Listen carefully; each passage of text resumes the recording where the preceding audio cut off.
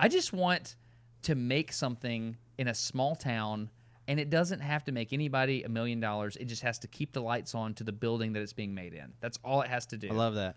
Yeah. I love that too, because we're certainly seeing the result of borders shutting down and then not receiving things that we take for granted every single day because borders are open and we get deliveries from those different places. And our you're trade right. relationships are good. Right.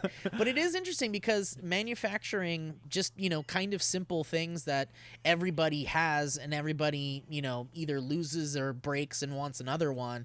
And having that production line here is such an important thing that is such a weird oversight in so many ways. Yeah. Speaking of weird oversight, and half of the reason I wanted to talk to you today, you kind of just did this, what you're talking about on a smaller scale, but can you talk a little bit about the mask production project you just did? Yeah, we built a so when everything hit, the hospitals here in Huntsville, Alabama, near Space Camp, they all did Thumbs up. They did not have PPE, but they had placed PPE 3 months earlier. And they had contracts, and they had paid money and everything. And as soon as everything hit, as things were being shipped in from out of country, they were diverted to New York City, like forcefully. Like, nope, Alabama doesn't get this. New York City gets this, which makes total sense because that's where we were getting hit hard as a nation. But also, it means, whoa, wait a second. What are we gonna do? We had contracts, and we had how do we get masks on our face? And so I looked around. I was building ventilators in the kitchen kind of things with a couple of my buddies, Jeremy and a guy named Chad. We were building ventilators. And it quickly became apparent that we just needed basic PPE. So we started working on these face shields. A guy in the Czech Republic named Joseph Prusa, he came up with this design people could 3D print. So we developed the cool thing about Huntsville is it's a bunch of nerds, and they all do things. And if you can give everybody a clear direction, they will all do it immediately. And we work together very well here. And so I just put out a little private video, an unlisted video, you know how the game works, on Reddit. I was like, hey, here's the deal. It's not a deal now, but in 2 weeks, we're going to need face shields. So if you have a 3D printer and you convinced your husband or your wife that you needed a 3D printer, now is the time to demonstrate that. Now's the time to really utilize Exactly. Demonstrate it now. And so all over Huntsville, 600 people cranked up their 3D printers, and we made 3,000 face shields in the span of 4 or 5 days. Whoa, that's holy crap, man. That's amazing. That was a lot. As that was happening, I was off down at this small mom and pop shop down in a little town called Vinemont, Alabama, and I was doing the engineering stuff with this guy named Chris. He owns an injection molding. He can make a mold. You know what an injection mold is? Yeah. Oh, yeah. Yeah, so he can make a mold, and he can actually run the mold. So I was negotiating for how much it cost to do this, and the big companies couldn't do it. But they were all putting out these press releases about all the stuff they were doing. But Chris was just let's get her done, man. He stayed up all night. He designed the mold in one day. It's amazing. Good old Chris, man. Yeah, it's awesome. And that's so Chris. Yeah, and he just knocked it out. And so in 7 days, we had a mold, which is a very short timeline. And we started cranking out these face shield frames. And I did plan this. I put one back here. Oh, heck yeah. I'll show you. Let's see. Yeah. So this is, it looks simple, but this is an injection molded part.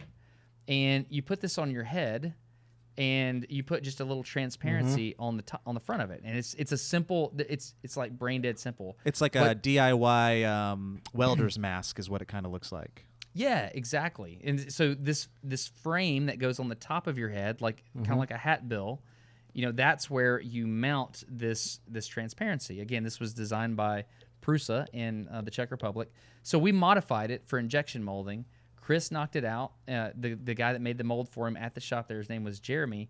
And we turned out, so we started in Huntsville, and we were one of, we actually learned about how to sanitize the 3D printed versions from this guy in California, actually. His name is Pooch. He's got this thing called Operation Shields Up. And so he taught us how to do it. We followed his model. He gave us everything free. He was like, hey, this is what we did. You can do it better. Go. Wow, I love that. People coming together from all over the world. It was awesome. So in the end, we ended up quickly providing for Huntsville. Oh, and so cool. we provided over 40,000 to the whole state. So we just kicked it up. Did But you think you were what- going to be able to do that? And that quickly and efficiently, or were you just like, I'm going to take this one step at a time and see what I can do, and then the next thing you realized it was like huge? So we had a team of all these people, and there was a core group of, I'd say, about a dozen people that were just every day. They would wake up. They didn't have a job at the time because of, some of them have gone back since then, but they didn't have a job at the time, and they volunteered like all day long.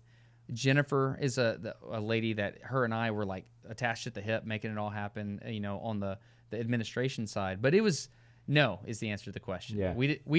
We looked at some people that were doing it, like in Charlotte, North Carolina, for example. They said, yeah, we've got 30,000 that we've distributed to the local city. I was like, 30,000? How is that even possible? How is that possible? That's such And a then, large number. It's crazy. And so, but Chris, the advantage of injection molding is you can make a part every 30 seconds. Wow. A 3D printer is like, hours. And you're So- having a bunch of people hopefully churning them out on their own printers.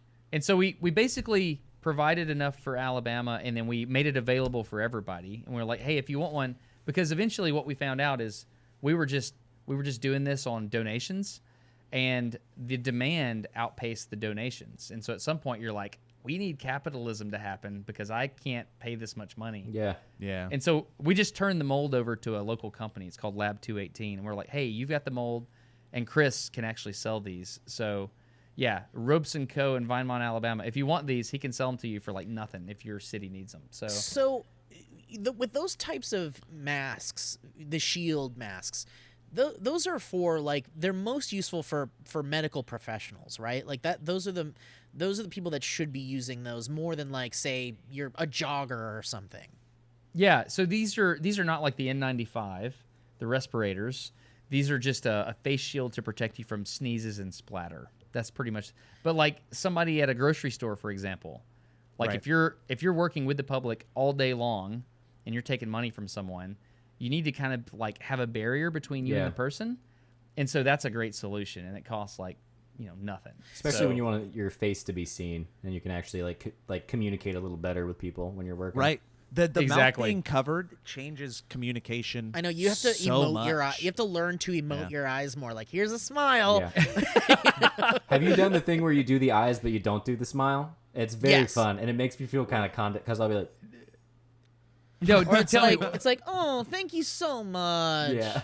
So you're saying your mouth is covered and you can do whatever you want? Yes. Yeah, so I'll be like, I'll try to mess with it and look like I'm smiling, and then I'll realize I've talked about this before, but when we first started doing it, I forgot what the purpose of the masks were, and I was in the store and I had to sneeze, so I took the mask off, sneezed in my hand, and put the mask back. Worst damn thing. It was like I know there's security cameras around, and I was like, that's gonna be a video that's gonna be seen by a lot of people. I've turned into the thing I hate. Yeah, That's- exactly. That's fantastic, man.